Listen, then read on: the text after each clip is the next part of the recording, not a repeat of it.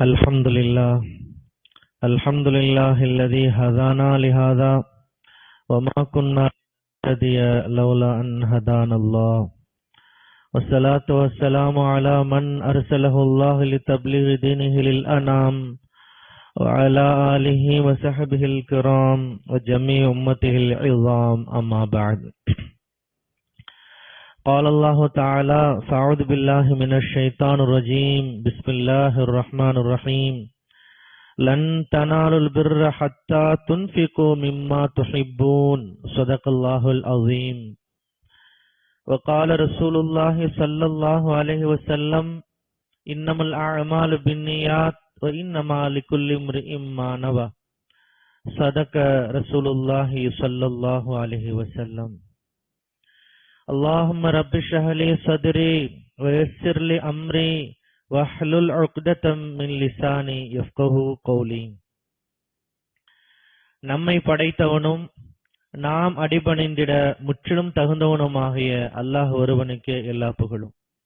அவனுடைய அன்பும் அருளும் இவ்வுலகிற்கு நேர் வழிகாட்ட இறைவனால் அனுப்ப பெற்ற எல்லா இறை தூதர்கள் மீதும், குறிப்பாக நம்முடைய வழிகாட்டியும் இறுதி இறை தூதருமாகிய முஹம்மது ரசூலுல்லாஹ் ஸல்லல்லாஹு அலைஹி வஸல்லம் அவர்கள் மீதும், அவர்களை பின்பற்றி வாழ்ந்த சஹாபாக்கள், சஹாபியாக்கள், தாபியீன்கள், தபா தாபியீன்கள், ஷுஹதாக்கள், சாலிஹீன்கள் மற்றும் இந்த புனிதமிகு ஜுமா மஜ்லிஸிலே அமர்ந்திருக்கின்ற ஆண்கள், பெண்கள் நம் அனைவரும் மீதும் உண்டாவதாக. கண்ணியத்திற்கும் பெரும் மரியாதைக்கும் உரிய எல்லாம் வல்ல அல்லாஹுவின் நல்லடியார்களே, தாய்மார்களே, சகோதரிகளே, வக்ஃப் சட்டத்தை பாதுகாப்போம் என்கின்ற தலைப்பில் சில கருத்துக்களை கூறும் பொருட்டு எனது வார்த்தைகளை ஆரம்பம் செய்கின்றேன். அன்பு சகோதரர்களே, சகோதரிகளே, வக்ஃப் சட்டம் 1995. இந்த சட்டம் மிகப்பெரிய ஒரு பாதுகாப்பு அரணாகும். இந்த சட்டத்தில் 44 திருத்தங்கள் மேற்கொள்ளப்பட்டு மசோதாவாக தாக்கல் செய்யப்பட்டு நாடாளுமன்ற கூட்டுக்குழுவிற்கு அனுப்பப்பட்டிருக்கிறது. இந்த தருணத்தில் வக்ஃப் சட்டத்தினுடைய அவசியத்தை குறித்து, அதனுடைய சிறப்புகளை குறித்து, வக்ஃப் சொத்துக்களை பாதுகாப்பது தொடர்பான பல்வேறு செய்திகளை நாம் அறிவது பொருத்தமாக இருக்கும். வக்ஃப் என்றால் என்ன பொருள்? வக்ஃப்னா என்ன பொருள்? இறைவனுக்காக நாம் ஒன்றை வழங்குவது, நம்முடைய பயன்பாட்டை நிறுத்திக்கிட்டு இறைவனுடைய வழியில் மக்களுடைய பயன்பாட்டிற்காக அதை நிறுத்திக் கொள்வது. என்னுடைய சொத்து, நான் அதில் பயன்பாடு செலுத்தாமல் நிறுத்திக் கொண்டு இறைவழியில் அதை அர்ப்பணித்து விடுவது, அதுதான் வக்ஃப் என்பது. இறைவனுக்காக நாம் ஒரு சொத்தையோ அல்லது ஒரு பொருளையோ வழங்குகிறோம் என்றால் அதுதான் வக்ஃப் என்று சொல்லப்படுகிறது. கண்ணியத்திற்குரிய பெருமானார் ஸல்லல்லாஹு அலைஹி வஸல்லம் அவருடைய காலம் தொட்டு இந்த வக்ஃபினுடைய நடைமுறை என்பது இன்றளவு வரை இருக்கின்றது. இறைவழியில் அர்ப்பணிப்பது முஸ்லிம்களுடைய ஒரு சுபாவமாகவே இருக்கிறது. லன் தனாலுல் பிர்ர ஹத்தா துன்ஃபிகு மிம்மா துஹிப்பூன். நீங்கள் எதை விரும்புகின்றீர்களோ அதை இறைவழியில் செலவழிக்காத வரையில் நீங்கள் உண்மையான மூமின்களாக முடியாது என்ற ஒரு வசனம் அருளப்படுகிறது. சூரா ஆல் இம்ரானுடைய 97வது வசனம் அருளப்படுகிறது. இந்த வசனம் அருளப்பட்ட உடனேயே நபித்தோழர்கள் பெருமானார் ஸல்லல்லாஹு அலைஹி வஸல்லம் இடத்திலே மிக சிறப்பான ஒரு பார்வையோடு வருகின்றார்கள், மேன்மையான பார்வையோடு வருகிறார்கள். நபி அவர்களை, எனக்கு இந்த இடம் எனக்கு பிடிக்கும், இந்த இடத்தை நான் இறைவனுக்காக வக்ஃப் செய்கின்றேன், இறைவனுக்காக நான் வழங்கி விடுகின்றேன் என்று பல நபித்தோழர்கள் பல்வேறு வகைகளிலே வழங்கியதை வரலாற்றில் நாம் பார்க்கின்றோம். கணியத்திற்குரிய நபித்தோழர் அபு தல்ஹா ரலியல்லாஹு அன்ஹு அவர்கள் வந்தார்கள். கணியத்திற்குரிய அபு தல்ஹா ரலியல்லாஹு அன்ஹு அவர்கள் வந்தவுடனே பெருமானிடத்திலே சொன்னார்கள், அந்த ஒரு தோட்டத்தை குறிப்பிட்டு சொன்னார்கள். பைரஹா என்கிற ஒரு தோட்டம், அது பெருமானார் ஸல்லல்லாஹு அலைஹி வஸல்லம் அவர்களுக்கு கூட பிடித்தமான ஒரு தோட்டம். பல சமயங்களிலே அபு தல்ஹாவுடைய அந்த தோட்டத்திற்கு நபி அவர்கள் சென்று வருவார்கள், தண்ணீர் அருந்துவார்கள், பழங்களை சாப்பிடுவார்கள். ஏறக்குறைய 600 பேரீச்ச மரங்களை கொண்ட ஒரு அற்புதமான ஒரு தோட்டம். இந்த தோட்டம் எனக்கு மிகவும் பிடித்தமானது, இது எனக்கு சொந்தமானது. ஆனால் இப்பொழுது அல்லாஹ்விற்காக நான் வழங்கி விடுகின்றேன் என்று நபி அவரிடத்திலே அபு தல்ஹா ரலியல்லாஹு அன்ஹு அவர்கள் ஒப்படைத்தார்கள். இப்படி ஏராளமான தோழர்கள், அபு தஹதா ரலியல்லாஹு அன்ஹு வாழ்விலே இதே போன்ற ஒரு சம்பவம் இடம்பெற்றிருக்கிறது. இப்படி நிறைய நபி தோழர்கள் பெருமானார் ஸல்லல்லாஹு அலைஹி வஸல்லம் இடத்திலே வக்ஃப் செய்திருக்கிறார்கள், இறைவழியிலே வழங்கி இருக்கின்றார்கள். இது முஸ்லிம்களுடைய ஒரு சுபாவமாக இருப்பதை நாம் மிக மகிழ்ச்சியோடு எண்ணி பார்க்க வேண்டும்.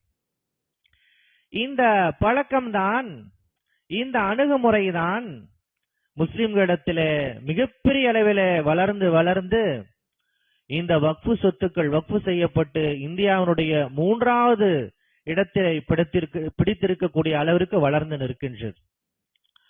உண்மையிலே இது பாராட்டப்பட வேண்டிய ஒரு அம்சம். இது ராணுவத்திற்கு அடுத்தபடியாக, ரயில்வே சொத்துக்களுக்கு அடுத்தபடியாக வக்ஃபு சொத்துக்கள், முஸ்லிம்களுடைய சொத்துக்கள் மிக அதிக அளவில் இருக்கின்றன என்றால் இது உண்மையிலே பாராட்டப்பட வேண்டிய ஒன்று. உண்மையில் முஸ்லிம் அல்லாதவர்கள் இதை மிகவும் சிலாகித்து அவர்கள் பேச வேண்டும். இது அரசு வழங்கிய நிலங்கள் அல்ல, அரசு வழங்கிய சொத்துக்கள் அல்ல.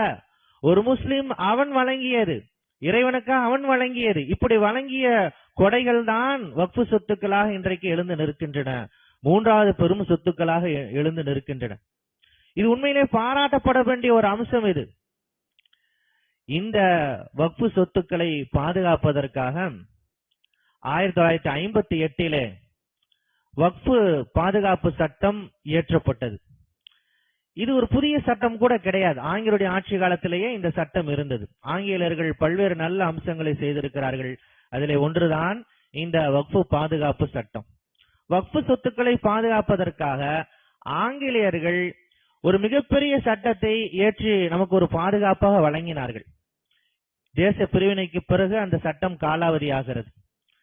இந்தியா பாகிஸ்தானுடைய பிரிவினைக்கு பிறகு, இந்தியா பாகிஸ்தானுடைய பிரிவினைக்கு முன்பாக நமக்கு நிறைய சலுகைகள் முஸ்லிம்களுக்கு இருந்தன. ஆங்கிலேயர்கள் சிறுபான்மையினர் என்கிற அடிப்படையில் நிறைய சலுகையை வழங்கியிருந்தார்கள். ரிசர்வேஷன் தொகுதிகள் இருந்தன, கல்வி பெறுவதற்காக ஒரு பிரத்யேகமான சட்டம் இருந்தது. அதே போன்றுதான் இந்த வக்ஃபு பாதுகாப்பு சட்டமும் இருந்தது.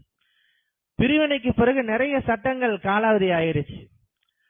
ஆகவே 1958 முஸ்லிம்களுடைய மிகப்பெரிய அழுத்தத்தின் காரணத்தால் பல்வேறு ஆலோசனைகளுக்கு பிறகு 1958 வக்ஃபு பாதுகாப்பு சட்டம் இயற்றப்படுகிறது.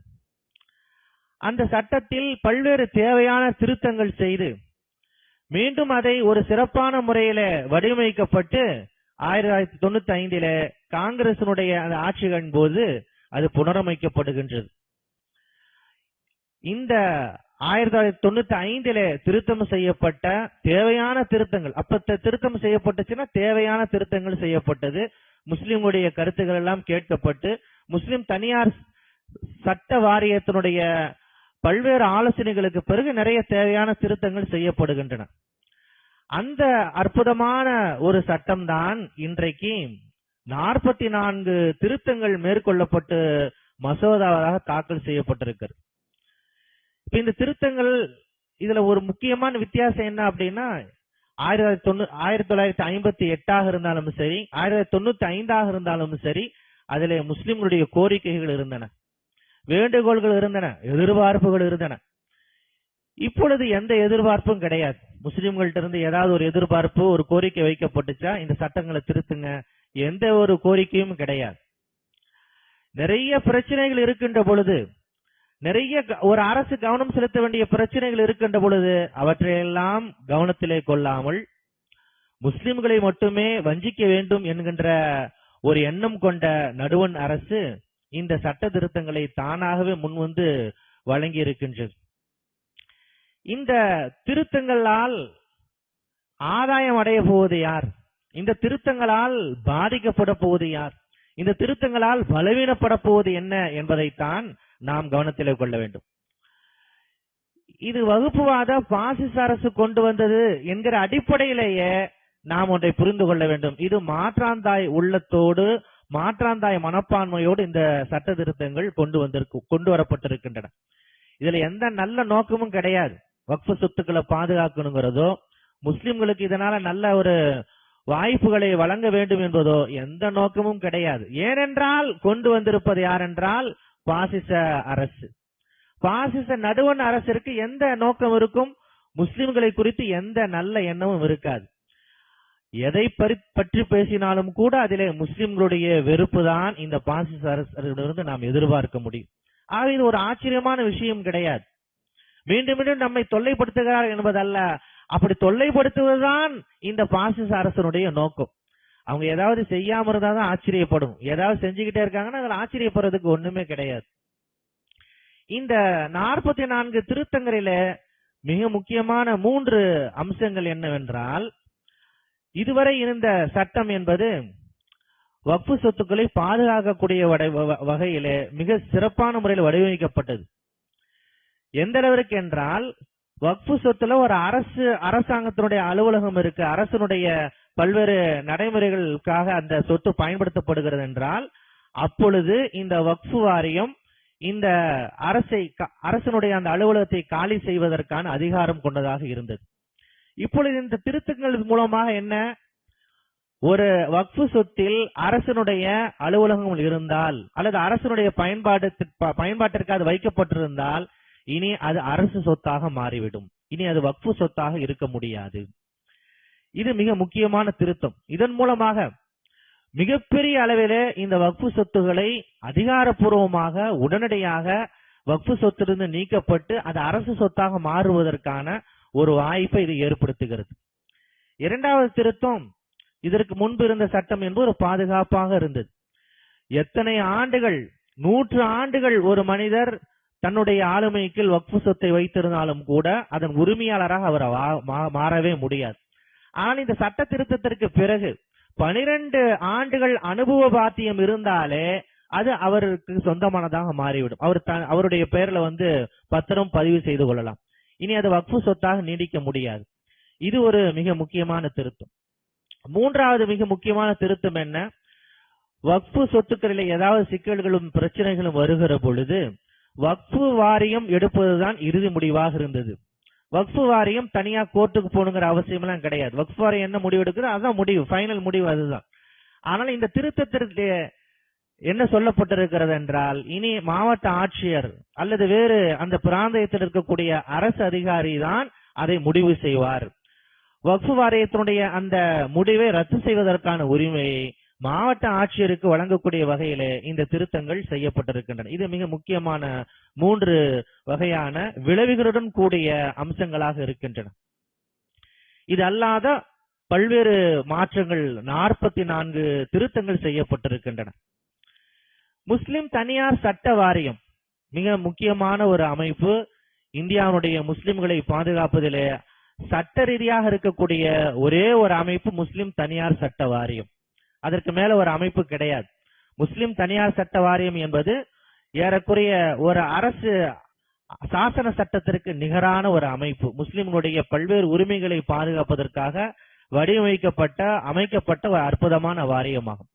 முஸ்லிம் தனியார் சட்ட வாரியம் இதை வன்மையாக எதிர்த்திருக்கிறது. இந்த திருத்தங்களை கண்டித்திருக்கின்றது. எதிர்கட்சிகளை சந்தித்து பல்வேறு வகையில இந்த வக்ஃபு சட்டங்களுடைய சிறப்பம்சங்களை சொல்லி பல்வேறு வகையில விவாத பொருளாக மாற்றியிருக்கிறது, அவருடைய கவனத்திற்கு கொண்டு சென்றிருக்கிறது. அதே போல ஆளுங்கட்சியினுடைய பல்வேறு அமைச்சர் பெருமக்களை எல்லாம் சந்தித்து இந்த சட்ட திருத்தங்களால் ஏற்படக்கூடிய அபாயங்களை எல்லாம் உணர்த்தி இருக்கின்றது. பல்வேறு சட்ட போராட்டங்களையும் மேற்கொண்டு வருகின்றது. இந்த வக்ஃபு சட்டம் என்பது இந்திய திருநாட்டில் நமக்கு வழங்கப்பட்டிருக்கக்கூடிய சிவில் உரிமைகளிலே இருக்கக்கூடிய மிக முக்கியமான 4 அம்சங்களே ஒன்றாகும். இந்திய திருநாட்டில் நம்ம வாழ்வதற்கு 4 வகையான சட்ட சலுகைகள் நமக்கு வழங்கப்பட்டிருக்கிறது. தனியார் சட்ட வாரியத்தின் அடிப்படையிலே தனிநபர் சட்டம், இஸ்லாத்தினுடைய சட்டங்களை நாம் பயன்படுத்திக் கொள்வதற்காக, அவற்றை நாம் அமல்படுத்துவதற்காக நமக்கு அனுமதி வழங்கப்பட்டிருக்கிறது. இந்த 4 மட்டும் தான் நமக்கு சலுகைகள். மற்ற எல்லா விஷயங்களிலுமே இந்திய அரசியலுடைய சட்டங்கள் என்னவோ அதுதான் நம்ம எல்லோருக்கும் பொதுவானது. மற்ற மக்களுக்கு என்ன சட்டமோ அதே சட்டம் தான் நமக்கும். இந்த 4 விஷயங்களை மட்டும்தான் நமக்கு நெகிழ்வு வழங்கப்பட்டிருக்கிறது. அந்த 4 முதல் 3 அது ஏற்கனவே பலவீனமான ஒரு நிலையில இருப்பதை நாம் பார்க்கின்றோம். முதலாவது திருமணம் செய்வது. திருமணம் செய்யக்கூடிய அந்த சலுகையில் மார்க்கத்தின் அடிப்படையில் செய்வதற்கான வாய்ப்பு நமக்கு வழங்கப்பட்டிருக்கிறது. அதிலே திருமணத்தை பதிவு செய்ய வேண்டும் என்கின்ற அடிப்படையில அந்த சட்டமும் பலவீனப்படுத்தப்பட்டு விட்டது. 2வது சட்டம் என்ன அப்படின்னா விவாகரத்தினுடைய உரிமைகள், அதுவும் பலவீனப்படுத்தப்பட்டு விட்டது. 3வது பாக பிரிவினைகள், சொத்து தொடர்பான விஷயங்களை பிரித்துக் கொள்வது. மார்க்கத்தினுடைய அடிப்படையில ஒரு இறந்தவருடைய சொத்துக்களை நாம் பிரித்துக் கொள்வது. இதை பொறுத்தவரையும் வகுப்புவாதியில் எதுவுமே டச் பண்ணல, எந்த கவனமும் செலுத்தல. காரணம் என்ன அப்படின்னா முஸ்லிம்கள் அவர்களையே இந்த சட்டத்தை மிகப்பெரிய அளவிலே புறக்கணிப்பதை நாம் பார்க்கின்றோம். முஸ்லிம்களால் புறக்கணிக்கப்படுகின்ற ஆனால் நமக்கு ஷரியத்தில் வழங்கப்பட்டிருக்கக்கூடிய ஒரு அற்புதமான ஒரு வாய்ப்பு தான் ஃபராயில், சொத்துக்களை குர்ஆன் ஹதீஸின் அடிப்படையில் மார்க்கத்தின் அடிப்படையில் பிரித்துக் கொள்வது. அதை நம்ம பெருசா அதை கண்டுக்கிறது இல்லை, நடைமுறைப்படுத்துறது இல்லை. ஆகவே அதை அவர்கள் கவனம் செலுத்தவில்லை. ஆக 3 சட்டங்கள் பலவீனமாக இருக்கக்கூடிய நிலையில் 4வது ஒரு அற்புதமான ஒரு சட்டம் தான் வக்ஃபு பாதுகாப்பு சட்டம் 1995. இந்த சட்டம் என்பது மிக முக்கியமான சட்டம். இது மிக சரியான வார்த்தைகள் சொல்வதானால் இந்திய அரசியல் சாசன சட்டத்திற்கு நிகரான முஸ்லிம்களுக்கு வழங்கப்பட்டிருக்கக்கூடிய ஒரு சட்ட பாதுகாப்பாகும். இந்த வக்ஃபு சட்டம் தான் முஸ்லிம்களுடைய வக்ஃபு சொத்துக்களை பாதுகாக்கிறது. இந்த சட்டம் தான் பள்ளிவாசல்களை பாதுகாக்கிறது. இந்த பள்ளிவாசல்கள்லாம் வக்ஃபு செஞ்சிருக்கிறோம். ஒவ்வொரு பள்ளிவாசலுமே வக்ஃபு தான். இந்த வக்ஃபு என்பது அரசாங்கத்திற்கும் நமக்குமான ஒரு தொடர்பாக ஒரு பாலமாக நிற்பது எதுவென்றால் வக்ஃபு வாரியம். இந்த வக்ஃபு வாரியம் பலவீனப்பட்டு விட்டதென்றால் பள்ளிவாசல்கள் பலவீனப்பட்டுவிடும். இந்த சட்டம் இல்லாமல் போய்விட்டால் பள்ளிவாசல்கள் இல்லாமல் போய்விடும். இந்த சட்டம் இல்லாமல் போய்விட்டதென்றால் மதரசாக்கள் இல்லாமல் போய்விடும். இந்த சட்டம் இல்லை என்றால் முஸ்லிம்கள் இஸ்லாத்தை பின்பற்றுவது என்பது கேள்விக்குறியாக மாறிவிடும். கொஞ்ச நாளைக்கு நம்ம கவலைப்படுவோம், அதுக்கப்புறம் மார்க்கத்தை நம்மளும் விட்டுருவோம். எல்லோருமே மார்க்கத்தை பற்றி கவலைப்படுவதை விட்டுவிடுவார்கள். படிப்படியாக முஸ்லிம்கள் பெயரளவிலே முஸ்லிம்களாக இருப்பார்கள். காலப்போக்கிலே அப்படி பெயரளவில் இருக்கக்கூடிய முஸ்லிம்களும் இல்லாத ஒரு நிலை ஏற்பட்டுவிடும். இதனுடைய ஒரு வரலாற்று எடுத்துக்காட்டை நாம் புரிந்து கொள்ள வேண்டும். ஸ்பெயினிலே 800 ஆண்டுகள் முஸ்லிம்கள் வாழ்ந்தார்கள் என்று சொல்வதை விட 800 ஆண்டுகள் ஆட்சி செய்தார்கள் என்று சொல்ல வேண்டும். 800 ஆண்டு காலம் முஸ்லிம்களுடைய ஆட்சி என்பது படிப்படியாக தகர்க்கப்பட்டது. எதன் அடிப்படையிலே? இன்றைக்கு அங்கே வாழ்வதற்கு கூட முஸ்லிம்கள் இல்லாமல் போய்விட்டார்கள். ஆட்சி செய்த முஸ்லிம்கள் லட்சக்கணக்கில் வாழ்ந்த அந்த நிலப்பரப்பிலே முஸ்லிம்கள் இல்லை. ஏன் இல்லை என்றால் இது போன்ற சட்டங்கள் வாயிலாகத்தான் முஸ்லிம்களுடைய அந்த இருப்பு என்பது இல்லாமல் போனது. அரசு பயங்கரவாதம் என்றால் என்ன? ஒரு சமூகத்திற்கு எதிராக சட்டங்களை தீட்டுகின்ற பொழுது அது அரசு பயங்கரவாதமாக மாறிவிடுகிறது. இந்த அரசு பயங்கரவாதத்தின் மூலமாக பல்வேறு கடுமையான சட்டங்களை இயற்றுவதன் வாயிலாக அல்லது அவர்களுக்கு இருக்கின்ற பல்வேறு சலுகைகளை பறிப்பதன் வாயிலாக முஸ்லிம்களுடைய இருப்பை கேள்விக்குறியாக ஆக்குவது. முதலிலே மார்க்கத்தை தொடை தெரிவது, அதற்கு பிறகு முஸ்லிம்களையே தொடை தெரிவது. இந்த நிலைதான் வரலாற்றிலே ஸ்பெயினிலே ஏற்பட்டது. அதே ஒரு ஃபார்முலாவை தான் இன்றைக்கு வகுப்புவாதிகள் பின்பற்றி கொண்டிருக்கின்றார்கள். இப்ப இந்த வக்ஃபு சட்ட திருத்தத்தினுடைய நோக்கம் என்ன? மிக முக்கியமான நோக்கத்தை நாம் புரிந்து கொள்ள வேண்டும். வகுப்புவாதிகள் ஒரு சட்டத்தை கொண்டு வர்றாங்க, ஒரு சட்ட திருத்தங்களை எடுக்கிறாங்க அப்படின்னா அதுல உள்நோக்கம் இருக்கிறது. அந்த உள்நோக்கத்தை நாம் புரிந்து கொள்ள வேண்டும். முதலாவது மிகப்பெரிய உள்நோக்கம் என்ன? ஒரு பொறாமை உணர்வை ஏற்படுத்துவது. ராணுவத்திற்கு, ரயில்வேக்கு அடுத்தபடியாக 3வது பெரும் சொத்து இந்த முஸ்லிம்களுடையது. முஸ்லிம்கள்ட்ட இந்த சொத்துக்கெல்லாம் எப்படி வந்தது? பாமரர்கள் யோசிக்கிற பொழுது ஒரு பொறாமை உணர்வுக்கு ஆளாகிறார்கள். இந்த நாட்டிலே சிறுபான்மையாக வாழ்ந்து கொண்டிருக்கிற மக்களுக்கு மிகப்பெரிய சொத்துக்கள் எல்லாம் எப்படி வந்தன? உண்மையில் இந்த வக்ஃபு சொத்துக்கள் என்பது அரசு வழங்கியது அல்ல. ஒவ்வொரு முஸ்லிமும் தன்னுடைய சொத்துக்களை இறைவனுடைய பயன்பாட்டிற்காக அவர் வக்ஃபு செய்கிறார், அவர் வழங்குகிறார். அதுதான் காலப்போக்கிலே பிற்பாடு மிகப்பெரிய அளவிலே ஒரு பெரும் சொத்தாக மாறுகிறது.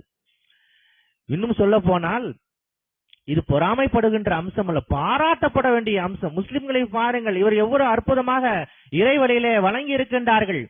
ஏழைகளுடைய பயன்பாட்டிற்காக வழங்கி இருக்கின்றார்கள், தங்களுடைய சொத்துக்களை எல்லாம் வாரி வழங்கி இருக்கிறார்களே என்று பார்த்து பெருமிதப்பட்டு தங்களை அவர்கள் சீர்திருத்தி செய்வதற்கு பதிலாக பொறாமை உணர்வை ஏற்படுத்துவதுதான் இந்த சட்ட திருத்தத்தினுடைய முதன்மை நோக்கமாக இருக்கின்றது. இரண்டாவது முக்கியமான நோக்கம் என்ன? இது ஏதோ ஒரு தனி கவர்மெண்ட் நடத்துறது மாதிரி ஒரு பிம்பத்தை ஏற்படுத்துவது. வக்ஃபு வாரியம் என்பது ஒரு தனி ஒரு ராஜாங்கத்தை நடத்தி கொண்டிருக்கிறது. உண்மையில் வக்ஃபு வாரியம் என்பது ஒரு அரசனுடைய துணை நிறுவனம், அரசிற்கு கீழே இயங்கக்கூடிய ஒரு நிறுவனம். அதனுடைய பொறுப்பில் இருப்பவர்கள் எல்லோருமே அரசாங்கத்தால் நியமிக்கப்படக்கூடியவர்கள், அரசாங்கத்தினுடைய அதிகாரிகளாக அவர்கள் செயல்படுகின்றார்கள், அரசனுடைய பிரதிநிதிகளாக அவர்கள் செயல்படுகிறார்கள். உண்மையில் இந்த வக்ஃபு சொத்துக்கள் மட்டும்தான் அரசனுடைய கவனத்திற்கு சென்று ஒரு அழகிய முறையிலே நிறுவனமயமாக்கப்பட்டதாக இருக்கின்றது. அதனுடைய வரவு செலவுகள், அதனுடைய வருமானங்கள் எல்லாமே அரசுடைய கவனத்துக்கு போகுது, தணிக்கைக்கு போகுது. ஆனால் மற்ற மக்களுடைய பல்வேறு நிறுவனங்கள் இருக்கின்றன, அது எதுவுமே அரசாங்கத்தினுடைய கவனத்துக்கு போறது கிடையாது. இன்னும் சொல்ல போனால் அகில இந்திய அளவிலே இந்துக்களுடைய சொத்துக்கள் ஒருங்கிணைக்கப்படுமானால் அது ராணுவத்தை விட மிக அதிக அளவில் அந்த கோயில் சொத்துக்கள் எல்லாம் இருக்கும். அவற்றை கவனப்படுத்தாமல் அவற்றை இருட்டடிப்பு செய்து முஸ்லிம்கள் ஏதோ தனி ராஜாங்கம் செய்து கொண்டிருக்கின்றார்கள் என்கின்ற ஒரு தோற்றத்தை ஏற்படுத்தி தனிமைப்படுத்துவது, முஸ்லிம்களை தனிமைப்படுத்துவது இதில் இரண்டாவது பெரும் நோக்கமாக இருக்கிறது. மூன்றாவது பெரிய நோக்கம் என்ன? இன்றைக்கு வக்ஃபு சொத்துக்களை மிக அதிக அளவில் யார் பயன்படுத்துறாங்க அப்படின்னா முஸ்லிம் அல்லாதவங்க தான் பயன்படுத்துறாங்க. அது சின்ன சின்ன ஏழைகளாக இருந்தால், ஏழை எளிய மக்களாக இருந்தாலும் சரி, அல்லது பெரிய அளவிலே கார்பரேட் நிறுவனங்கள் வரை மிகப்பெரிய அளவிலே வக்ஃபு சொத்துக்களை அவர்கள் ஆக்கிரமிப்பு செய்திருக்கின்றார்கள். இப்ப இந்த சட்ட திருத்தங்கள் மூலமாக ஒரு மிகப்பெரிய ஒரு கலவரத்தை உருவாக்குவது. இப்ப நிறைய சட்ட போராட்டங்கள்லாம் இருக்கும், அந்த மக்கள் அலைவாங்க. இப்படி அலைகிற பொழுதெல்லாம், அலைக்கழிக்கப்படுகிற பொழுதெல்லாம் இந்த வக்ஃபு வாரியத்தின் மீதும் வக்ஃபு சட்டங்கள் மீதும் ஒரு வெறுப்பு ஏற்பட்டு முஸ்லிம்கள் மீது மிகப்பெரிய அது காழ்ப்புணர்வமா மாறி இறுதியில் அது ஒரு கலவரமாக மாற வேண்டும். இந்திய அளவிலே மிகப்பெரிய ஒரு கலவரத்தை திட்டமிட வேண்டும் என்கிற அடிப்படையில தான் இந்த சட்ட திருத்தங்கள் மேற்கொள்ளப்பட்டிருக்கின்றன. நான்காவது பெரிய நோக்கம்தான் வக்ஃபு சொத்துக்களை சட்ட ரீதியாக அது அவரிடமிருந்து பிடுங்குவது. இந்த நான்காவது மிக முக்கியமான நோக்கமாக இருக்கிறது. இப்படி பல்வேறு இந்த உள் நோக்கங்களின் அடிப்படையிலே தான் வகுப்புவாதிகள் இந்த சட்ட திருத்தங்களை மேற்கொண்டிருக்கின்றார்கள். இந்த நேரங்களில் நாம் என்ன செய்வது என்பது மிக முக்கியமானதாக இருக்கிறது. முதலாவது, இந்த வக்ஃபு சட்டத்தை பற்றி ஒரு புரிதல் நமக்கு இருக்க வேண்டும். இந்த வக்ஃபு சட்டத்தினுடைய சிறப்பம்சங்கள் என்ன, அது நமக்கு எவ்வளவு பாதுகாப்பாக இருக்கிறது, இந்த சட்டம் இல்லாமல் போனால் நமக்கு ஏற்படக்கூடிய பாதிப்புகள் என்ன என்பதை ஒவ்வொரு முஸ்லிமும் உள்வாங்க வேண்டும். இன்றைக்கு முஸ்லிம்களை குறித்து எதிரான கருத்துக்கள் வருகிற பொழுதெல்லாம் அவற்றை மிக சிறப்பான முறையில புரிந்து கொள்ளக்கூடிய பக்குவம் நம்மிடத்தில் இல்லாமல் இருக்கின்ற ஒரு நிலையை நாம் பார்க்கின்றோம். பல சமயங்களிலே வகுப்புவாதி என்ன சொல்லுகிறார்களோ அது ஒரு வகையில் சரியோ என்கிற எண்ண ஓட்டம் முஸ்லிம்களிடத்திலே வருவதை நாம் மெல்ல மெல்ல பார்க்க முடிகின்றது. ஆகவே வக்ஃபு சட்டத்தினுடைய அந்த சிறப்பு அம்சங்களை நாம் மிக சிறப்பான முறையில புரிந்து கொள்ள வேண்டும். இரண்டாவதாக, இந்த வக்ஃபு சட்டங்களுடைய சிறப்பம்சங்களை நாம் புரிந்து கொண்டோமானால் முஸ்லிம் அல்லாத மக்களோடு தொடர்பு கொள்கிற பொழுது அந்த செய்தியை நாம் கடத்த வேண்டும். நம்ம கூட பழகிறாங்க, ஒரு 100 முஸ்லிம் அல்லாத மக்கள் பழகிறாங்க அப்படின்னா நம்முடைய எண்ண ஓட்டம் என்ன என்பது அவங்களுக்கு தெரியணும். இல்லைன்னா அந்த பழக்கத்தினால் எந்த பிரயோஜனமே இல்லையே, எந்த பயனுமே கிடையாது, வெற்று பழக்கமாகத்தான் இருக்கும். 10 ஆண்டுகள் 20 ஆண்டுகள் நாம் அவரோடு பழகுகின்றோம், பள்ளி பருவத்திலிருந்து அவர்களுக்கு நமக்குமான பழக்கம் இருக்கின்றது. ஆனால் நான் என்ன நினைக்கின்றேன் என்பதை அவர்களுக்கு நான் கடத்தவில்லை என்றால், அவர்களுக்கு புரிய வைக்க முடியவில்லை என்றால் அந்த பழக்கத்தால் என்ன பயன்? ஒரு பயனுமே கிடையாது. ஹுதைபியா உடன்படிக்கை அல்லாஹ் பெரும் வெற்றி என்று சொல்லுகிறான். அதற்கு காரணம் என்ன? முஸ்லிம்களும் முஸ்லிம் அல்லாத மக்களும் பழகினார்கள். அந்த பழக்கம் என்பது பயன் தரத்தக்கதாக மாறியது. அவர்கள் இஸ்லாத்தை புரிந்து கொண்டார்கள். மிகப்பெரிய அளவில் இஸ்லாத்தை நோக்கி சாறை சாறையாக அந்த மக்கள் வந்தார்கள். நபித்தோழருடைய அந்த பழக்கம்தான், அந்த பழக்கத்தின் வாயிலாக இஸ்லாத்தை அவர்கள் கடத்தியதுதான் இந்த மாற்றத்திற்கு பெரும் காரணமாக அமைந்திருக்கிறது. ஆகவேதான் அல்லாஹ் அதை மிகப்பெரிய வெற்றி, ஃபத்ஹை முபீனா என்று அல்லாஹ் குறிப்பிட்டு காட்டுகின்றான். இப்ப நம்ம மற்ற மக்களோட நம்ம நிறைய பழகிறோம், ஆனால் நம்முடைய செய்தியை கடத்த முடியவில்லை என்றால் அந்த பழக்கத்தால் எந்த பயனும் கிடையாது. மூன்றாவது முக்கியமான அம்சம், நாம் முஸ்லிம் அல்லாத மக்களோடு பழகுகிற பொழுது நாம் எவ்வளவு கவனத்தோடு பழகுறோம், எவ்வளவு சகிப்புத்தன்மையோடு நாம் பழகினோம். அவர்கள் கிண்டல் செய்தாலும் கூட நாம் அதை கண்டுகொள்வது கிடையாது. அவர்கள் நம்மை தவறாக பேசினாலும் கூட நாம் அதை அப்படியே கடந்து விடுகின்றோம். ஆனால் முஸ்லிம்களோடு பழகுகிற பொழுது நாம் பல்வேறு புற அடையாளங்களின் அடிப்படையிலே பழகுவதை நாம் பார்க்கின்றோம். பல்வேறு வகையான மார்க்க பிரிவு சட்டங்களை நாம் பிரிந்து பிரிந்து போய் கிடக்கின்றோம். முஸ்லிம் என்றால் முஸ்லிம் தான், அவ்வளவுதான். ஒரு மனிதன் தொழுகிறான் என்றால் அவன் முஸ்லிம், அவனோடு நாம் பழக வேண்டியதுதான். அவன் எப்படி தொழுகின்றான், எந்த முறையிலே தொழுகின்றான், இதையெல்லாம் பார்க்க வேண்டிய அவசியம் நமக்கு இல்லை. இன்றைக்கு மிக ஓயாத சண்டையாக முஸ்லிம் இடத்திலே மதுகபு சண்டை இருக்கிறது. மதுகவை பின்பற்றுவதா இல்லையா? மதுகவை பின்பற்றுபவர்கள் எல்லாம் ஒரு கூட்டமாக ஒன்று சேர்ந்து விடுகிறார்கள். மதுகபு தேவையில்லை என்று சொல்பவர்கள் எல்லாம் ஒரு கூட்டமாக ஒன்று சேர்ந்து விடுகிறார்கள்.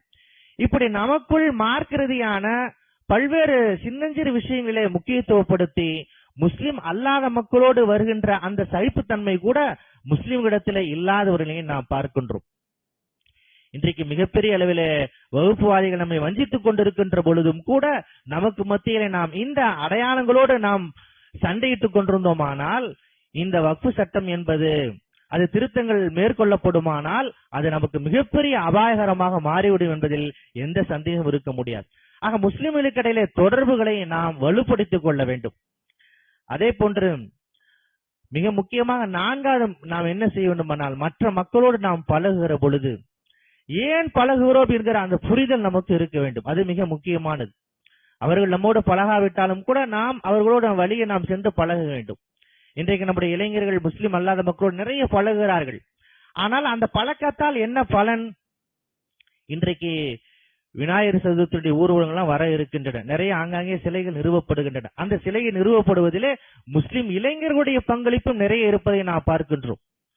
முஸ்லிம் அல்லாத மக்களோடு பழகுகிற பொழுது நாம் இஸ்லாத்தை அவர்களுக்கு புரிய வைப்பதற்கு பதிலாக இஸ்லாம் அல்லாத ஒன்றை நாம் உள்வாங்கிக் கொள்கின்றோம். அந்த பழக்கம் என்பது நம்முடைய ஈமானை பறித்து விடுகின்றது. அந்த பழக்கம் என்பது நம்முடைய இஸ்லாத்தை பறித்து விடுகின்றது. அந்த பழக்கம் என்பது நம்முடைய அடையாளத்தை தொலைத்து விடுகின்றது. வகுப்புவாதிகள் இதைத்தான் எதிர்பார்க்கின்றார்கள். முஸ்லிம் அல்லாதவர்கள் முஸ்லிம்களும் பழக வேண்டும். எப்படி பழக வேண்டுமானால் முஸ்லிம் அல்லாத மக்கள் முஸ்லிம்கள் மீது ஆதிக்கம் செலுத்தக்கூடிய வகையில் முஸ்லிம் அல்லாத மக்களுடைய அந்த கல்ச்சரை கலாச்சாரத்தை உள்வாங்கிக் கொள்ள வேண்டும். அந்த அடிப்படையில பழக வேண்டும் என்பதைத்தான் வகுப்புவாதிகள் விரும்புகிறார்கள். அந்த விருப்பத்தை நாம் தடுத்து நிறுத்த வேண்டும். இஸ்லாத்தை நாம் அவர்களுக்கு பயிற்றுவிப்பதற்கு பதிலாக இஸ்லாம் அல்லாத ஒன்றை நாம் உள்வாங்கிக் கொள்கின்ற அந்த ஆபத்தான பழக்கம் நமக்கு தேவையில்லை. இப்படி பல்வேறு அம்சங்களை நாம் கவனத்தில் கொள்ள வேண்டும். இந்த சட்டத்தை நாம் பாதுகாப்பதற்கு மிகப்பெரிய அளவில் முனைப்பை நாம் காட்ட வேண்டும். சொல்ல போனால் இந்த சட்ட திருத்தங்கள் மேற்கொள்ளப்படுமானால் ஒரு மிகப்பெரிய போராட்டத்தை நடத்துவதற்கு கூட நாம் தயாராக இருக்க வேண்டும். ஏனென்றால் இந்த சட்டம் என்பது சிஏ போன்ற பல்வேறு கொடுமையான சட்டங்களை விட மிகப்பெரிய ஆபத்தானது. இந்த சட்டத்தினுடைய அருமையை நாம் புரிந்து கொள்ள வேண்டும். இந்த வக்ஃபு சட்டம் 1995 அந்த அற்புதமான சிறப்புகளை நாம் புரிந்து கொள்ள வேண்டும். அப்படி புரிந்து கொள்கின்ற பொழுதுதான் நம்முடைய இருப்பை நாம் தக்க வைத்துக் கொள்ள முடியும். நம்முடைய மார்க்க அடையாளங்களை நாம் பாதுகாத்துக் கொள்ள முடியும் என்பதை நாம் புரிந்து கொள்ள வேண்டும். இந்த வக்ஃபினுடைய சட்டத்தினுடைய சிறப்புகளையும் நாம் புரிந்து கொண்டு அதனுடைய திருத்தங்களால் ஏற்படுகின்ற அந்த கெட்ட நோக்கங்களை நாம் புரிந்து கொண்டு நாம் என்ன செய்ய வேண்டும் என்பதை நாம் உள்வாங்கிக் கொள்ள வேண்டும். எல்லாம் வல்ல அல்லாஹ் இந்திய திருநாட்டில் முஸ்லிம்களை பாதுகாப்பானாக, முஸ்லிம்கள் அடையாளங்களை பாதுகாப்பானாக, முஸ்லிம்களுடைய கலாச்சாரத்தை பாதுகாப்பானாக, முஸ்லிம்களை மேன்மைப்படுத்துவானாக என்று துஆ செய்து இந்த அளவில் நிறைவு செய்து கொள்கிறேன். பாரக்கல்லாஹ் லனா வலக்கும் ஃபில் குர்ஆனில் அதீம் வ நஃபஅனா வ இய்யாக்கும் பில் ஆயாத் வ ஸிக்ரில் ஹகீம் இன்னஹு தஆலா ஜவாதுன் கரீம் மலிகுன் கதீம் பர் ரഊஃபுர் ரஹீம் வ ரப்புன் ஹலீம்.